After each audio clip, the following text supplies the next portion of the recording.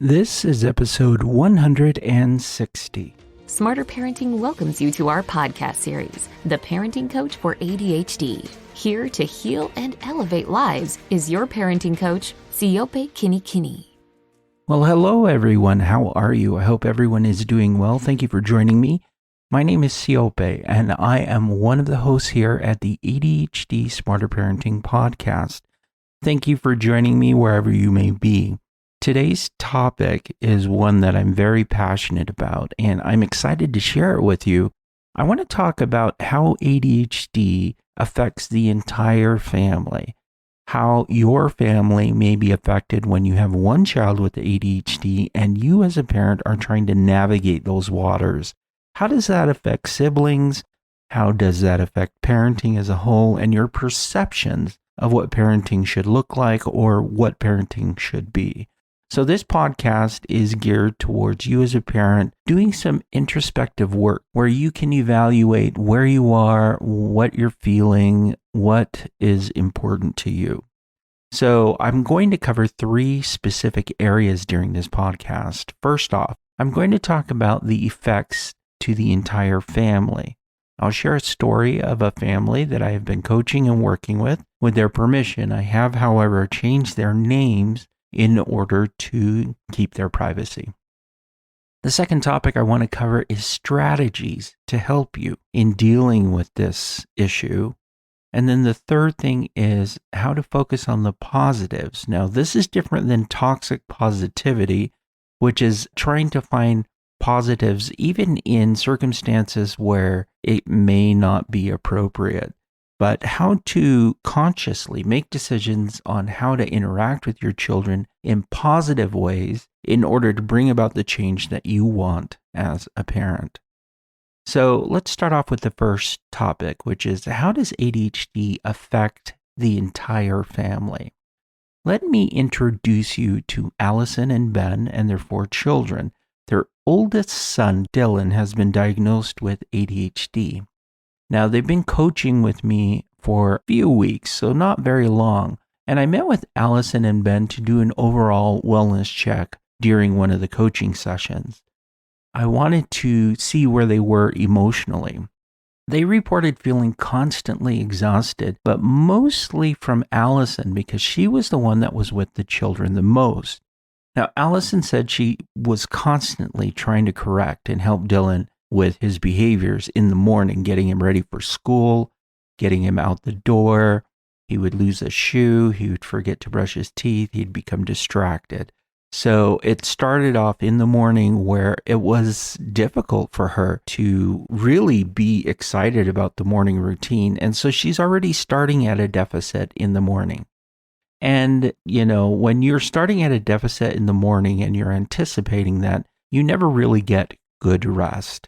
So she's not really sleeping really well. At least when I started asking more questions, she reported, I don't sleep well because I'm thinking, what's going to go wrong tomorrow? And that just ruminates in her mind while she's there in bed. She doesn't like the morning routine that they have set up, and they called for coaching in order to figure something out for their family. Now, lately, Dylan has been making these really strange noises. So they're almost outbursts in a way where he would either breathe in or breathe out rather loudly. He would, just burst out into different words. I asked her if she felt like it was Tourette's, and she said no. I asked her as well if she felt like he was doing it for attention. She said, I'm not sure. So I asked her to go and take him into a pediatrician to, evaluate if there's something else is going on. Now, Allison feels like her children are being deceptive because it's difficult for her to deal with her children in the morning. And yet when she communicates with the teachers at school or with the neighbors, they all report that the children are lovely. Even Dylan, Dylan does really well in the school environment, and there doesn't seem to be an issue there. This further exacerbates Allison's feeling of being alone in this and how it's affecting her overall well-being. So we were addressing these issues during our coaching session. I asked Allison to describe more of his behaviors as well. And she said that he interrupts a lot. He likes to talk over people. He seems to constantly need her attention. He needs her attention more than the other children are asking for her attention. She notices that he can't sit still in his chair or do his work without her being there to prompt him all the way along.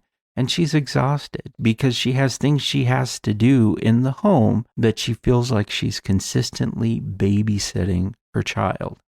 Now, if this sounds familiar and this is something that you are going through as a parent, I want you to know that I do know the exhaustion that you are feeling is real. It's very real. ADHD sucks out the life in the room and affects everyone in the home. Now, it's important to understand that ADHD is, a grouping of symptoms that we have put together to help us understand a behavior. And during my conversation with Allison, it became apparent that she was excusing his behavior because he had been diagnosed with ADHD. And so I confronted her on that and said, ADHD is not an excuse for negative behaviors because there are many people with ADHD who are able to navigate it and do well. It's rather a challenge to overcoming negative behaviors. So excuse versus challenge, we ended up having a conversation about that. And I think it's important for me to share this conversation with you because I think in a lot of ways, parents may have this belief that, hey, my child has ADHD. That's why they're this way. They use ADHD as an excuse. Now, an excuse by definition is a reason or explanation put forward to defend or justify a fault or offense. So when you're using ADHD as an excuse, it's used to justify the behavior. The difference between excuse and challenge is this. Challenge, by definition, is a task or situation that tests someone's abilities. So your child may have ADHD. They may have symptoms, but the real issue is that this is a challenge for them to overcome. It tests their abilities and it helps them grow in many ways that they normally wouldn't have to grow if they didn't have ADHD. So when we look at it through that lens, are we viewing ADHD as an excuse or are we viewing it as a challenge? This was a wonderful conversation to have with both Ben and Allison because they went back and forth between the two. For Ben, he felt like, hey, this is a challenge that we need to overcome. And for Allison, it was a way to defend or justify the fault of his behaviors. So we had to come to the same agreement on what we viewed ADHD to be. Are we going to use it as an excuse, or are we going to define it by it being a challenge for their son Dylan? And we all agreed that it's best to look at it as a challenge. Now, if you're listening to this podcast, you may notice that your mind had to do some shifting around. Do you excuse your child's behavior, or do you accept that, hey, this is a challenge my child is facing, and we just need to learn to overcome these challenges? Because the difference in mindset really does set a tone for the parenting that you are trying to do with your child. During the conversation, Allison reported, that was an aha moment for her. She was able to recognize, hey, this is a challenge. We can overcome this challenge and then move on to other things, rather than saying, okay, this is your behavior. This is just the way it is. We're just going to excuse it. So a difference between excuse or challenge. What is ADHD? How do you define it in your child as a parent? Now, another thing to consider is that it also affects the siblings in the home. And so we continue to talk about the other 3 siblings in the home.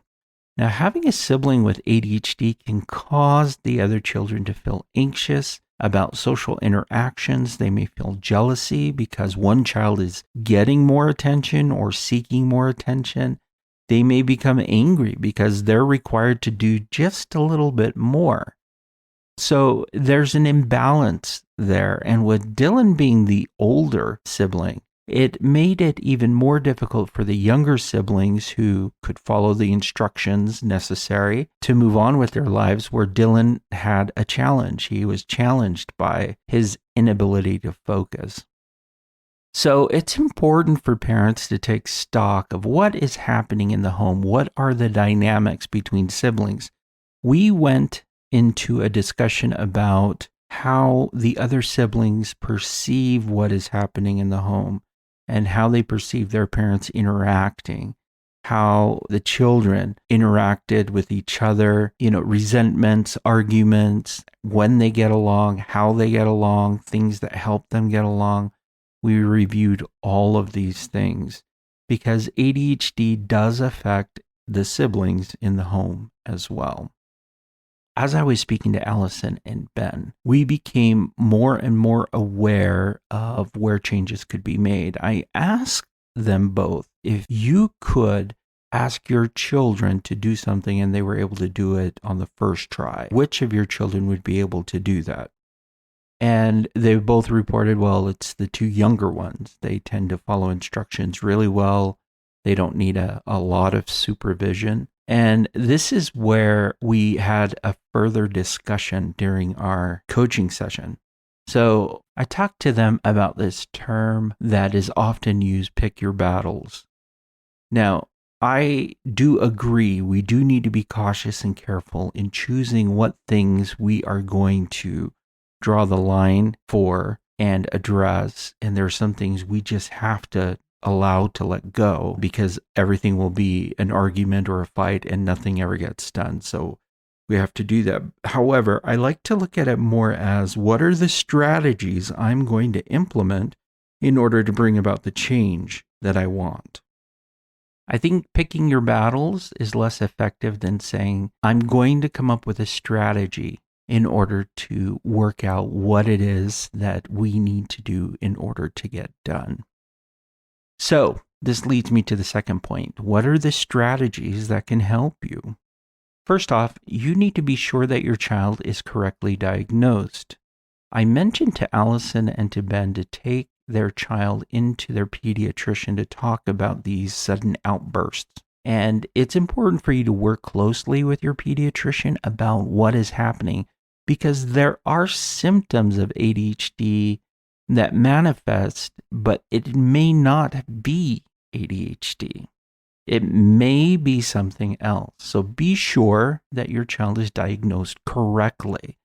Once your child is diagnosed correctly, it's easier to come up with a treatment plan that will work. Now, talking with your pediatrician about every option that's available for treatment is also something you should do as a parent. That's a strategy that you can implement. Sit down and write your questions out. Pediatricians do not have a lot of time during the visits, if you've noticed. So it's good to go into every interaction with the pediatrician with questions that are already well thought out and a plan of how you are going to work through what you want to do to help your child be successful. Now, in writing this out, this may include having them give input about a behavioral treatment plan. It may include medication management. It may include therapy, having your child go into therapy, or parenting courses. Your pediatrician is a source of knowledge that many parents underutilize because they know what's available in your community. So take advantage every time you go to the pediatrician to be prepared to ask the questions that you need answers for. Now be sure that you go into the pediatric visits with documentation. You want to keep a journal of how your child's progressing, things that they've done well, as well as areas where it's consistently staying the same or getting worse, okay? There's enough time in between pediatric visits that this documentation that you provide will give your pediatrician a better view of what you are dealing with as a parent. Now, an additional strategy that I gave to Alice and Ben was to do an evaluation on themselves. Evaluate their tolerance levels, and the tolerance levels of other people in the home. I would begin by doing a self-assessment and then looking at each family member and their needs and determine what are the needs of everyone in the family. When you're able to do this and do this evaluation, it gives you a better sense of, hey, I can spend less time here and more time here. It's a strategy. This is what I'm going to do. This is how I'm going to do it. Now, in the case of Allison, Ben, and Dylan and their entire family, I coached the children to role play appropriate ways to communicate with each other. But then, as I met with Allison and Ben, we reviewed the family dynamics. Now, every family is going to be different, but we found that their youngest two children were the most able to make improvements and changes when the parents were giving instructions. So the focus then was for mom not to choose her battles, but rather think more strategically in how to approach the children and how to praise them for the positive things they do to reinforce that behavior. Since the younger two were more able to accept instruction and follow through, I asked her to focus in on raising those two younger children to reinforce the relationship and also to help her recognize the good and the children to continue to behave that way. So we use the skill of effective praise. Now, I'm going to give you the steps, and this is the third part, which is focusing on the positives. The steps to effective praise are: number one, you need to show approval. Number two, describe the positive behavior. Number three, give a meaningful reason that's important to your child. And number four, give a reward. Now, the last one, give a reward, is optional. You don't have to give a reward. It's nice to get a reward. Children are motivated by rewards. But you can choose not to give the reward if you feel like that will not enhance their ability to really internalize the good things that they are doing. So with the two younger boys, we role-played the following two examples, and I role-played this with Allison and Ben, so when the time came for them, they could do this. We focused on two specific situations where her children were doing things well already. And the reason that we wanted to do this is establish a pattern of having mom and dad recognize these positive things. So the first one was brushing their teeth without having the parents ask them. The two youngest would just go brush their teeth. And the second one was putting their plates into the sink after dinner without having to be asked. I role-played this with Allison, and we had to write it out so she knew exactly what to say and how to make it work. The first example, in brushing your teeth, it sounded like this, and I'm going to go through each of the steps. Number one, show your approval. Great job brushing your teeth without me asking you tonight. Number two, describe the positive behavior. So I did that with explaining that he brushed his teeth without having to be asked. Number three, give a meaningful reason that's important to the child.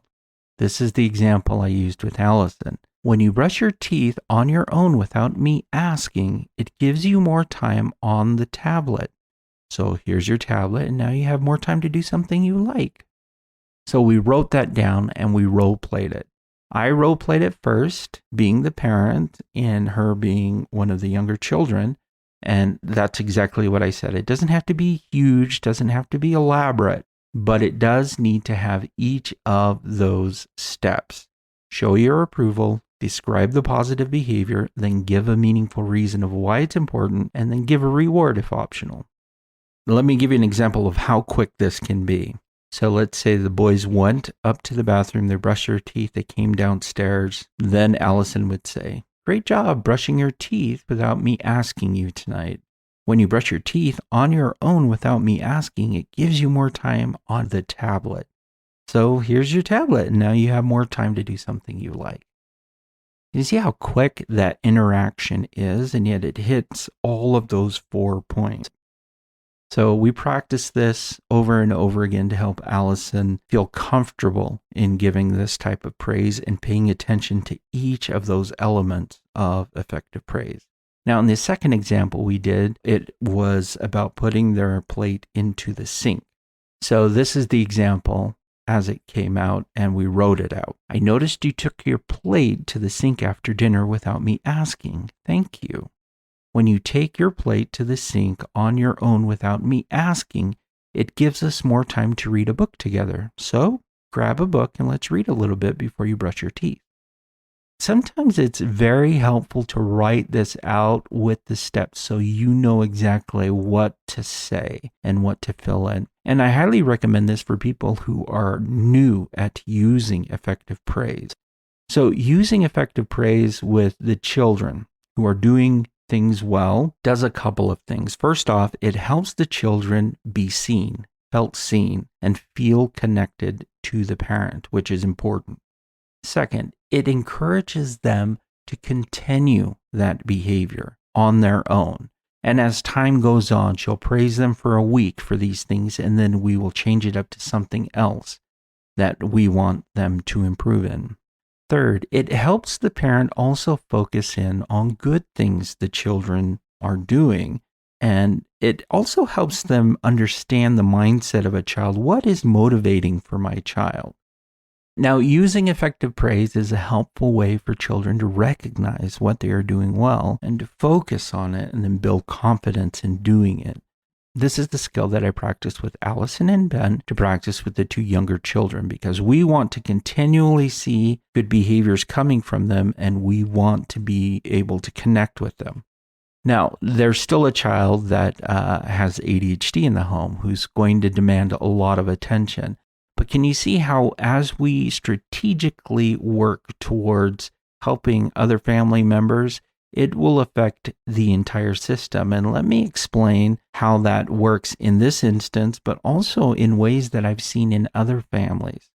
I talked to Allison later, and Allison said that she followed the examples for a week every evening and was amazed at how much she felt better after the interactions with the kids. And by example, the older kids started to notice the younger ones getting praise for these positive things, and they began to do the things that they should do on their own. Now, it's not pointing out and saying, hey, you're doing so much better than your older brother. We weren't doing that at all. What we were doing was focusing in on what are the positive things you are doing, and let's praise those. And it's an individual praise. It's not a comparison of behaviors on who's doing better.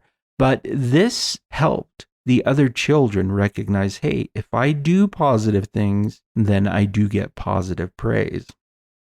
So she practiced it.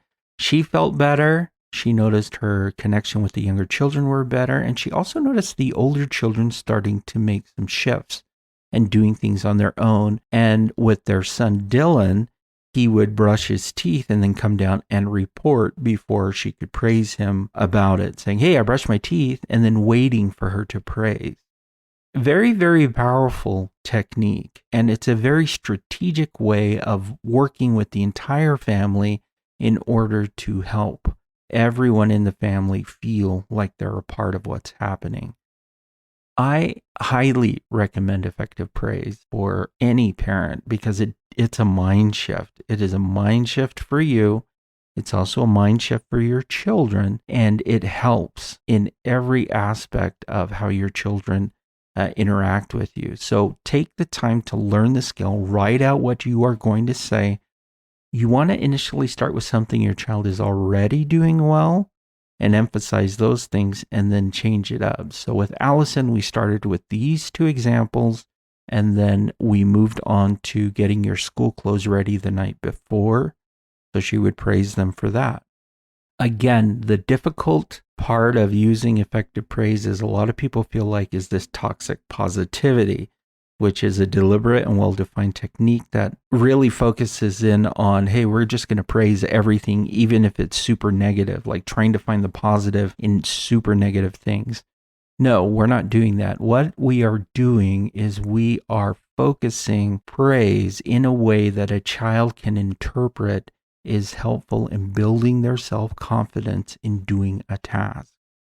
Now, we've covered quite a bit in this podcast. Like we have covered quite a bit. My challenge for you is to begin to implement effective praise. Find 2 things that you can praise your child for this week during the evening, okay, or in the morning, wherever you think. Write it out and practice it before you start using it. Choose something that they're able to do.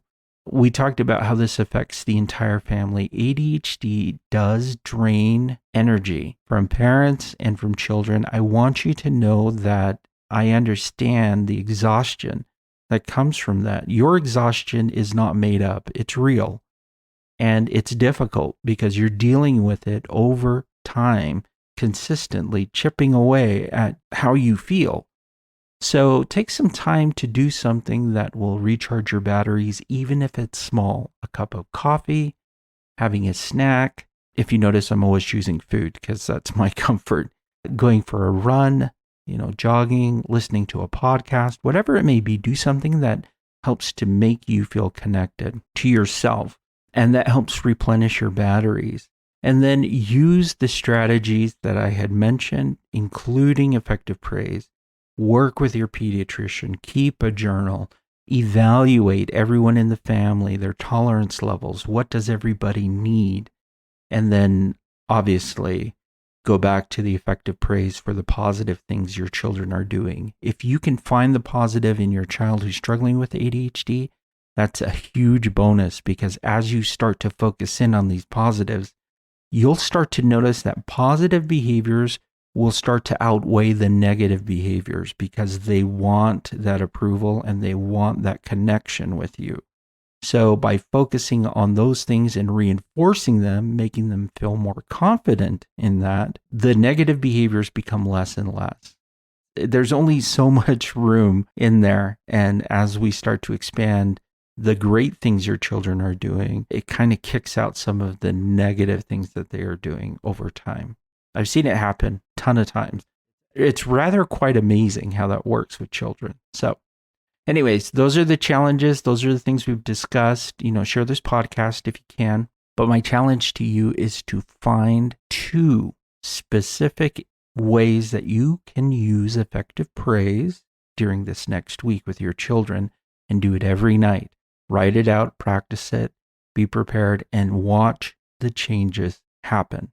Because it will happen within 1 week if you do it every night or every morning and you are positive in your interaction with them. I can guarantee you're going to start to feel a difference after a week.